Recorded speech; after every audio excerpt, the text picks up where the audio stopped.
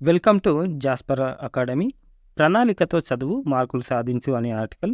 అంటే 10th పిల్లలకి exams దగ్గరకు వచ్చేసినాయి కాబట్టి ఎట్లా చదివితే మంచి మార్కులు వస్తాయి అనే దాని మీద ఇది ఆర్టికల్ అన్నమాట. 10వ తరగతి వార్షిక పరీక్షలు మార్చి 18 నుంచి మొదలవుతాయి. పట్టుమని నెల రోజులైనా లేవు. ఇప్పటికే ఉపాధ్యాయులు ప్రత్యేక తరగతులు నిర్వహిస్తూ విద్యార్థులను పరీక్షలకు సన్నద్ధం చేస్తున్నారు. మంచి మార్కులు జీపీఏ సాధించాలంటే పాఠ్య పుస్తకాల అధ్యయనంతో పాటు అనువర్తిత దృక్పథం కూడా సొంతం చేసుకోవాలి. అంటే అప్లికేషన్స్ చదివే ప్రతి అంశాన్ని సంపూర్ణంగా అవగాహన చేసుకొని పాఠ్యాంశాలపై పట్టు సాధించాలంటున్నారు విషయ నిపుణులు. అంటే ఎక్స్పర్ట్స్ సబ్జెక్ట్ ఎక్స్పర్ట్స్. చక్కటి ప్రణాళికతో చదువు కొనసాగిస్తే ఉత్తమ ఫలితాలు సాధించడం కష్టమేం కాదని చెప్తున్నారు. వార్షిక పరీక్షల అంటే యాన్యువల్ ఎగ్జామ్స్ నేపథ్యంలో జిల్లా పరిషత్ ఉన్నత పాఠశాలల్లోని వివిధ సబ్జెక్టు నిపుణులతో మాట్లాడి న్యూస్ టుడే ఇస్తున్న కథనం ఇది. మరి ఏమేమి చెప్పారు ఈ సార్ వాళ్ళు చూద్దాం. నిరంతర మననం అవసరం. అంటే ఎప్పటికప్పుడు మనము రివిజన్ చేసుకుంటే చాలా బాగుంటుంది అని చెప్తున్నారు తెలుగు పండిత. తెలుగులో మంచి మార్కులు సాధించాలంటే పాఠ్యాంశాలన్నిటినీ ఒక్కసారి పునశ్చరణ చేసుకోవాలి. కవి, రచయిత పరిచయాలను చదువుకోవాలి. పద్య భాగంలోని కొన్ని ముఖ్యమైన పద్యాలను కంఠస్థం చేయాలి. సృజనాత్మక అంశంలో భాగంగా లేఖ, ముఖాముఖి అంటే ఇంటర్వ్యూ, తర్వాత కరపత్రం, పాంప్లెట్, తర్వాత వివిధ అంశాలపై దృష్టి పెట్టాలి. వ్యాకరణంతో పాటు ప్రత్యక్ష, పరోక్ష, సంక్లిష్ట, సంయుక్త వాక్యాలపై దృష్టి సాధించాలి అని చెప్తున్నారు. ఇకపోతే దోషాలు లేకుండా రాయాలి అని ఇంగ్లీష్ సార్ చెప్తున్నారు. రీడింగ్ కాంప్రిహెన్సివ్ విభాగానికి 37 మార్కులు ఉంటాయి. ఇచ్చిన పారాగ్రాఫు చదివి అర్థం చేసుకొని అడిగిన ప్రశ్నలకు జవాబులు రాయాలి. డిస్కోర్స్ విభాగంలో 20 మార్కులు. మేజర్, మైనర్ డిస్కోర్సులు అన్నీ వాటి లేఅవుట్ ప్రకారం సాధన చేయాలి.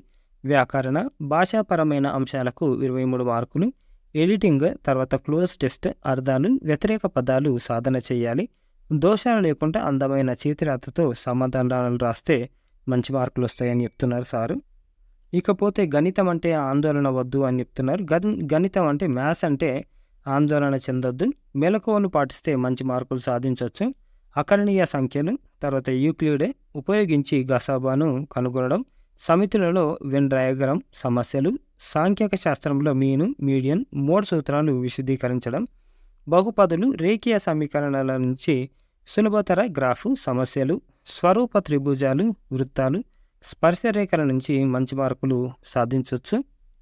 ఇక సైన్స్ విషయానికి వస్తే గత ఓల్డ్ క్వశ్చన్ పేపర్స్ని గమనిస్తూ సాధన చేస్తే ఫిజికల్ సైన్స్లో మంచి మార్కులు సాధించవచ్చు.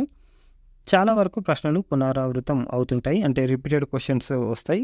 కాంతికి సంబంధించిన రేఖాచిత్రాలు గీసేటప్పుడు ప్రతిబింబం ఎక్కడ పడుతుంది, దాని లక్షణాలు ఏమిటి అని తెలుసుకుంటే చిత్రాలు గీయడం సులభం.